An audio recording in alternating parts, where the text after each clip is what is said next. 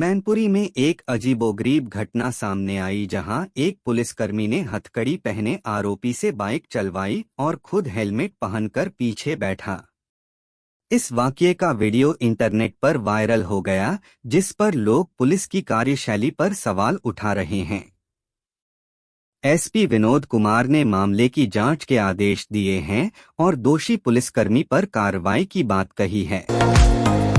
कानपुर में 12 वर्षीय बच्चे को बंधन मुक्त कराने के बाद पुलिस ने उसके चचेरे भाई को भी मुक्त कराने के लिए कार्रवाई की, लेकिन आरोपी ससुर आलमबाग लखनऊ के घर पर न तो बच्चा और न ही आरोपी ससुर मिला। बाद में 8 वर्षीय बच्चा गुरुग्राम अपने माता पिता के पास पहुंच गया। पुलिस ने बच्चे और उसके पिता को गुरुग्राम से लाने के लिए टीम भेजी और पूछताछ की। प्रयागराज महाकुंभ 2025 रोड शो को भव्य और दिव्य बनाने के लिए योगी सरकार ने जम्मू कश्मीर, उत्तराखंड, बिहार और गोवा में रोड शो आयोजित किए। इन रोड शो के माध्यम से आमंत्रण राज्यपालों, मुख्यमंत्रियों और जनता को दिया गया। देहरादून में महिला कल्याण मंत्री बेबी रानी मौर्य और लोक निर्माण राज्य मंत्री ब्रिजेश सिंह ने रोड शो किया। अमृत योजना 2.0 के तहत शाहजहांपुर शहर के 44,000 घरों को पानी की आपूर्ति मिलेगी। 186 करोड़ रुपए की लागत से 333 किलोमीटर पाइपलाइन बिछाई जाएगी। नगर निगम ने निविदा प्रक्रिया पूरी कर जल निगम को कार्यदायी संस्था बना दिया है और जनवरी से काम शुरू होगा। इसके अलावा लोदीपुर मोहल्ले में 3,380 घरों को 24 घंटे पानी मिलेगा। वाराणसी में वंदे भारत एक्सप्रेस के अचानक निरस्त होने से नाराज यात्रियों ने बुधवार को जमकर हंगामा किया। यात्री कैंट स्टेशन पर प्लेटफॉर्म नंबर 1 पर आने वाली कामायनी एक्सप्रेस के आगे खड़े हो गए और रेल प्रशासन के खिलाफ जमकर नारेबाजी की। मौके पर पहुंची आरपीएफ और जीआरपी की टीम ने यात्रियों को समझा बुझाकर किसी तरह से शांत कराया। फूलगढ़ी की घटना के 4 साल बाद भी पीड़ित परिवार सुरक्षा के साए में कैद जीवन जीने को मजबूर है। सुप्रीम कोर्ट के निर्देश पर सीआरपीएफ की सख्त सुरक्षा के बीच न परिवार खेतीबाड़ी कर पा रहा है, न ही रोजगार के लिए बाहर जा रहा है। पीड़ित परिवार की बहू ने मीडिया से कहा, पूरी जिंदगी सुरक्षा में कैद हो गई है, अब तो आजादी चाहिए। UP news. बलरामपुर पुलिस ने चलते ई रिक्शा और अन्य सवारी वाहनों में चोरी करने वाली महिलाओं के अंतर्राज्यीय गिरोह का भंडाफोड़ किया है। पुलिस ने राजस्थान और हरियाणा की रहने वाली 8 महिलाओं और 3 पुरुषों को गिरफ्तार किया है। चोरों के पास से भारी संख्या में चोरी किए गए आभूषण और 83,273 रुपए नकद बरामद किए गए हैं। Digital arrest news. नोएडा में एक युवती तरुणा को साइबर ठगों ने 4 दिन तक डिजिटल अरेस्ट करके 36 लाख रुपए ठग लिए। ठगों ने कोरियर कंपनी कर्मी बनकर उनके आधार कार्ड का दुरुपयोग होने की बात बताई और मुंबई साइबर सेल को कॉल ट्रांसफर कर दी। जांच अधिकारी बनकर पूछताछ की और मां का नाम केस में जोड़ने की धमकी दी।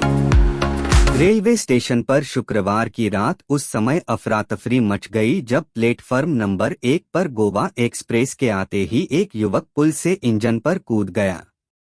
युवक हाईटेंशन लाइन की चपेट में आकर धू-धू कर जलने लगा और उसकी मौत हो गई। पुलिस ने इंजन पर पड़े युवक को शव को नीचे उतारकर पोस्टमार्टम के लिए भेजा। ब्रजघाट में सोनू शर्मा की हत्या के मामले में चौंकाने वाला खुलासा हुआ है। सोनू की हत्या के पीछे प्रेम प्रसंग का मामला सामने आया है। सोनू का हत्यारोपी अन्नू की पत्नी से प्रेम संबंध रखता था और वह अन्नू की हत्या करके उसकी पत्नी के साथ रहने का सपना देख रहा था। पुलिस ने इस मामले में 2 आरोपियों को गिरफ्तार किया है। कानपुर की एक छात्रा ने एसीपी मोहसिन खान पर यौन शोषण के गंभीर आरोप लगाए हैं। छात्रा का आरोप है कि मोहसिन खान ने खुद को अविवाहित बताकर उसके साथ नजदीकी बढ़ाई और शादी का झांसा देकर शारीरिक संबंध बनाए। छात्रा ने बताया कि जब उसने शादी करने के लिए दबाव बढ़ाया तो मोहसिन खान ने उसे धमकाना शुरू कर दिया। भारतीय अंतरिक्ष अनुसंधान संगठन ने गुरुवार को अपने नाम एक बड़ी उपलब्धि हासिल की है। आज इसरो ने C-20 क्रायोजेनिक इंजन ने रिस्टार्ट इनेबलिंग सिस्टम की विशेषता वाले परिवेशी परिस्थितियों में एक महत्वपूर्ण परीक्षण पास कर लिया। बताया जाता है कि C-20 क्रायोजेनिक इंजन का समुद्र तल पर गर्म परीक्षण सफलतापूर्वक किया है। यह सफलता भविष्य के मिशनों के लिए एक महत्वपूर्ण कदम है। केरल के पलक्कड़ जिले के कल्लादिकोड में भीषण सड़क हादसा हो गया। यहां एक ट्रक के कुचलने से 4 स्कूली छात्रों की मौत हो गई। पुलिस के मुताबिक मृतक लड़कियां पास के ही हायर सेकेंडरी स्कूल में 8वीं कक्षा में पढ़ती थीं। मुख्यमंत्री पिनाराई विजयन ने कल्लादिकोड में दुर्घटना पर गहरा दुख व्यक्त किया और इसे चौंकाने वाला और दुखद घटना बताया। कुवैत में काम करने वाले एक पिता ने भारत आकर उस शख्स की हत्या कर दी जिसने उसकी बेटी के साथ यौन उत्पीड़न किया था। हत्या करने वाला शख्स पिछले 15 साल से कुवैत में काम कर रहा है। वो एक यूट्यूब चैनल भी चलाता है। उसने यूट्यूब पर गुनाह कबूल भी किया।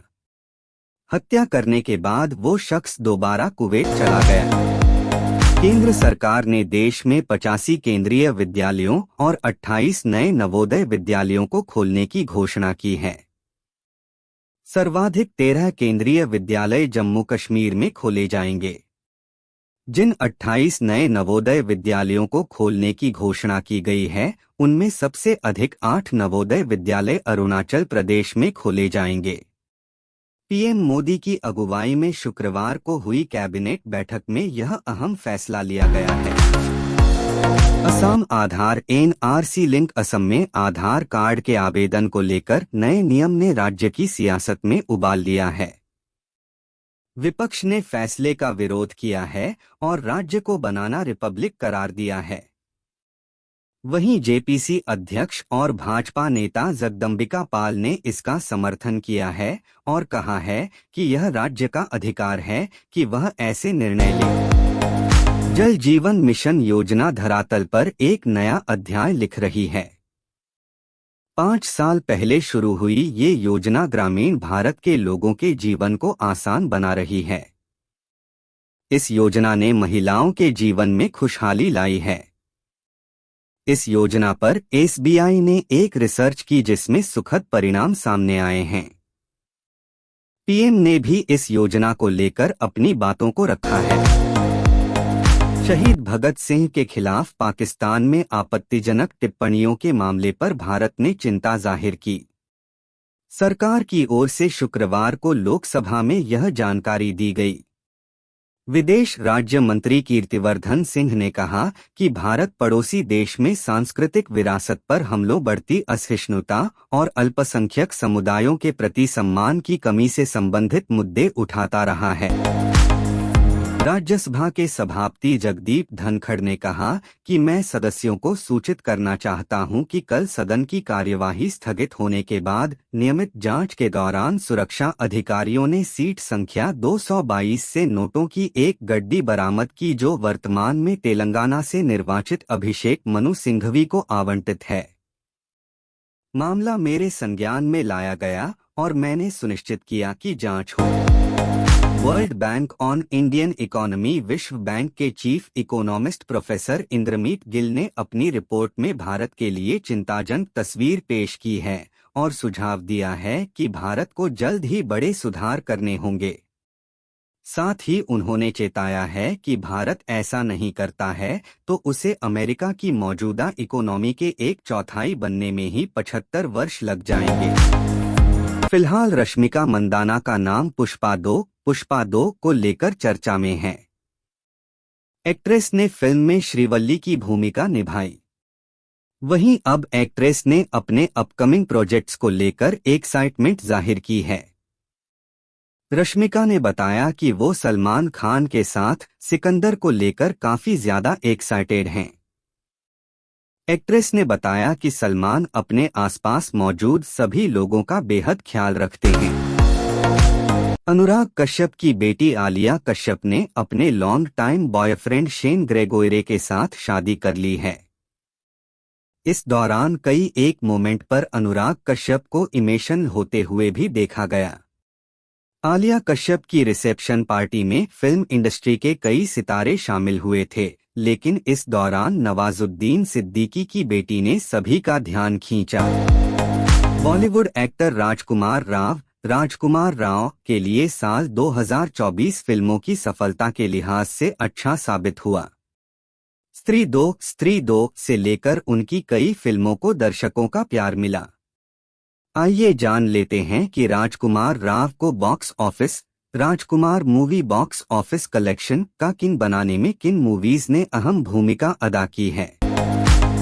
अक्षय कुमार के साथ फिल्म हाउसफुल 5 की शूटिंग के दौरान एक हादसा हो गया।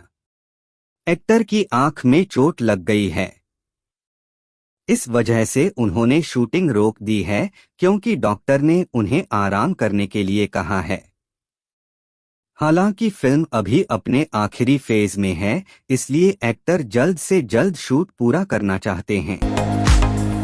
सोनाक्षी सिन्हा ने कुछ महीने पहले long time boyfriend Zaheer Iqbal से शादी की थी। एक्ट्रेस की शादी में परिवार के अलावा क्लोज फ्रेंड्स शामिल हुए थे। वहीं पिछले कुछ दिनों पहले सोनाक्षी ने अपने डॉगी के साथ फोटो शेयर की थी, जिसके बाद से उनकी प्रेगनेंसी को लेकर अफवाह उड़ाई जाने लगी थी। अब फाइनली एक्ट्रेस ने इस पर चुप्पी तोड़ी है। Pushpa 2 box office collection day 8 action thriller film Pushpa 2 इन दिनों कमाई के मामले में जमकर धूम मचा रही है। हर रोज अल्लू अर्जुन की Pushpa the rule box office collection के मामले में कई मूवीज को पछाड़ रही है। अब रिलीज के 8वें दिन पुष्पा 2 ने हॉरर कॉमेडी फिल्म स्त्री 2 का भी ये रिकॉर्ड तोड़ दिया है। उतार चढ़ाव से भरे क्रिकेट करियर में लू विंसेंट ने साल 2001 में पर्थ के वाका स्टेडियम में ऑस्ट्रेलिया के खिलाफ अपने डेब्यू मैच में शतक और अर्धशतक लगाकर दुनिया को चौंका दिया था। अपनी प्रतिभा के दम पर जल्द ही विंसेंट न्यूजीलैंड टीम के सभी फॉर्मेट के नियमित ओपनर बन गए।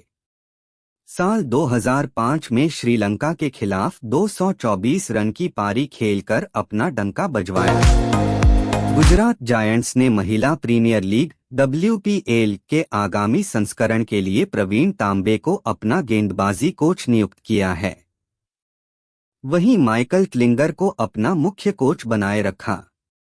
डेनियल मार्श को अपना नया बल्लेबाजी कोच भी नियुक्त किया। इससे पहले जायंट्स ने मिताली राज से भी नाता तोड़ लिया था। वह 2 सीजन तक टीम के साथ जुड़ी रहीं। इसी महीने की शुरुआत में जय शाह ने ICC के नए चेयरमैन के रूप में कार्यभार संभाला है और गुरुवार को 2032 ब्रिस्बेन ओलंपिक आयोजन समिति के शीर्ष अधिकारियों से मुलाकात की। इस दौरान दोनों पक्षों के बीच 2032 ब्रिस्बेन समर ओलंपिक में क्रिकेट को लेकर चर्चा हुई। अभी तक ये तय नहीं है कि 2032 संस्करण में भी क्रिकेट ओलंपिक का हिस्सा होगा या नहीं। सैयद मुश्ताक अली ट्रॉफी में बंगाल की टीम का सफर खत्म हो चुका है। बड़ौदा की टीम ने क्वार्टर फाइनल मैच में बंगाल की टीम को 41 रन से मात दी। बड़ौदा के खिलाफ शमी ने 2 विकेट चटकाए। इस दौरान उन्होंने एक बड़ा रिकॉर्ड बनाया। T20 क्रिकेट में शमी ने अपने 200 विकेट पूरे किए। ऐसा करने वाले वह 34वें खिलाड़ी बने।